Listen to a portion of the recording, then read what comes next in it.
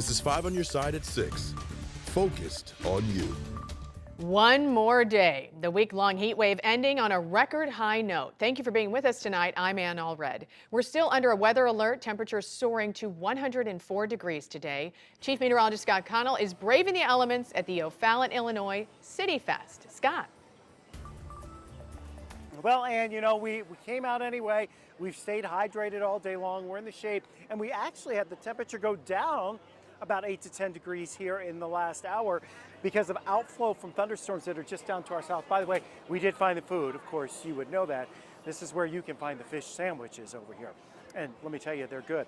Hey, let's just look out at what's going on in St. Louis officially right now.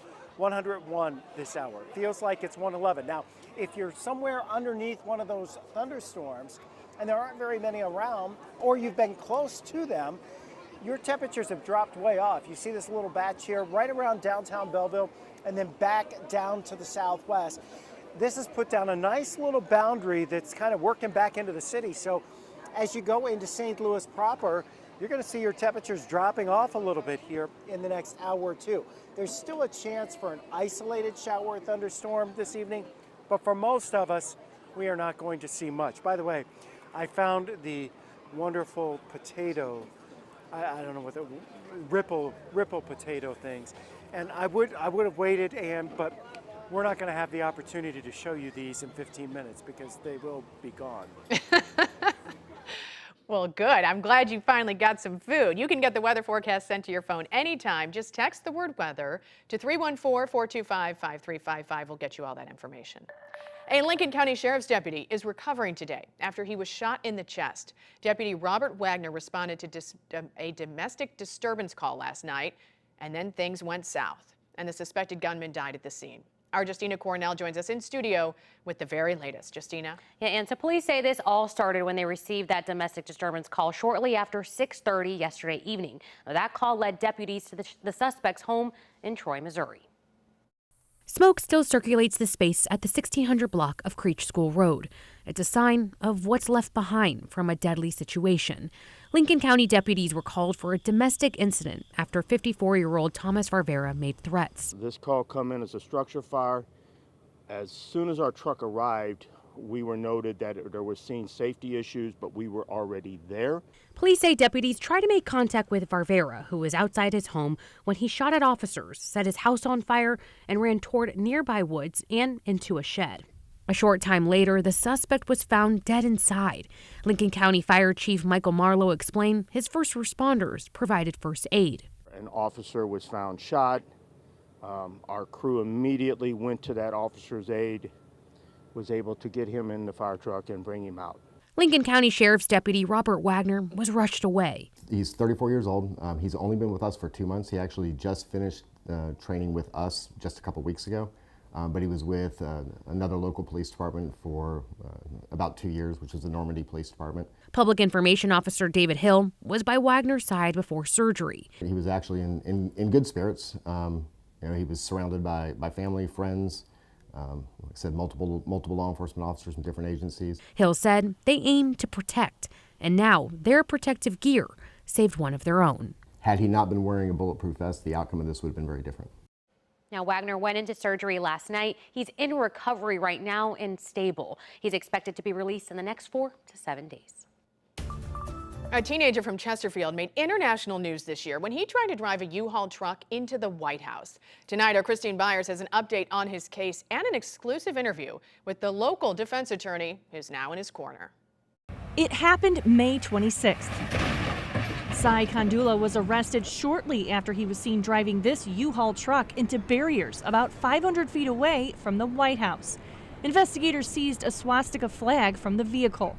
The 19-year-old told authorities he wanted to, quote, seize power and be put in charge of the nation, and that he would kill the president if that's what I have to do, and would hurt anyone that would stand in my way, according to court documents. How do you defend this? Well, I mean, there's various ways you defend cases. There's actus rea, which means you look at the action, and there's mens rea, which you look at the intent. So both components have to come together to equal an offense. So you take it apart like that. Scott Rosenblum entered as his attorney on the case Thursday. You have to look and see exactly what his state of mind was at that time, at that moment in time, to see the extent of culpability. Do you think you have a good chance on this case? We're going to be all about mitigation. Federal authorities allege Kandula had been planning the attack for months. What will be explored is what type of person Cy has always been and what led up to that moment in time. Obviously, his background is such that he's always been a very good kid, comes from a good family, and they remain very supportive. He had friends, he took a job out of, he worked, went to school, close to his family, grew up in West County. Ever since the incident, Kandula has been in federal custody in D.C. Rosenblum says his father has visited him multiple times. He's adjusting as well as he can be adjusting at the moment, and obviously he's looking forward to getting past this ordeal, and so is his family. Christine Byers, 5 on your side. Kandula's next court date is scheduled for September 19th. It's a status conference in which a judge will determine the next steps in the case. Missouri is moving forward with Governor Mike Parson's law banning transgender care for minors. Hours ago, just a few hours ago, a judge rejected an effort to block the ban. The law will go into effect as written on Monday. Plaintiffs argued it unlawfully discriminates against trans patients because of their sex and trans status. A status hearing for that case is scheduled for September 22nd. Tonight, several council members in Jennings are demanding a no-confidence vote against the city's mayor. It comes 1 week after leaders in the North County city resigned, leading to a chaotic emergency council meeting. 5 on your side's Mercedes McKay has been following this story from the very beginning. Lots of twists and turns, and she joins us in studio now. And this has kind of been crazy. So 5 council members sent the no confidence letter to Mayor Gary Johnson less than 24 hours ago. They claim the mayor's abusing his power, even saying his actions have been, quote, erratic ever since he took office.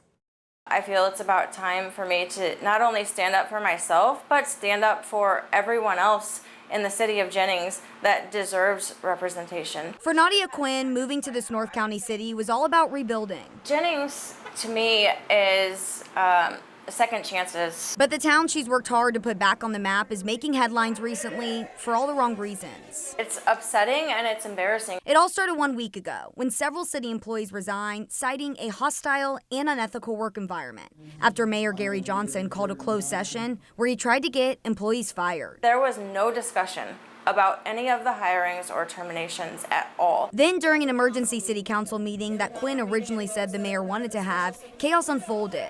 Johnson tried to cancel the meeting, remove the city's recording device for that meeting, and he's accused of assaulting a member of the council. This is another one of the many reasons why I have no confidence that our mayor is capable of leading this city. Which brings us to now. Thursday night, Quinn and 4 other council members sent a no-confidence letter to the mayor. In it, they mentioned Johnson has violated the Sunshine Law numerous times and is attempting to hide information from the council and residents. We'll ask questions a lot of the times, and the answers that we get are just, trust me, you can only have that kind of faith for so long. That's why Quinn and others are fighting for change, since they vowed to protect their city. This is not personal, this is business. Now, last week I did speak with a resident who told me after 42 years of living in Jennings, she's finally seeing improvements under Mayor Johnson's leadership. A no-confidence vote is expected to take place Monday at the Jennings City Council meeting. I reached out to the mayor today for an interview or even a statement, but he refused to comment.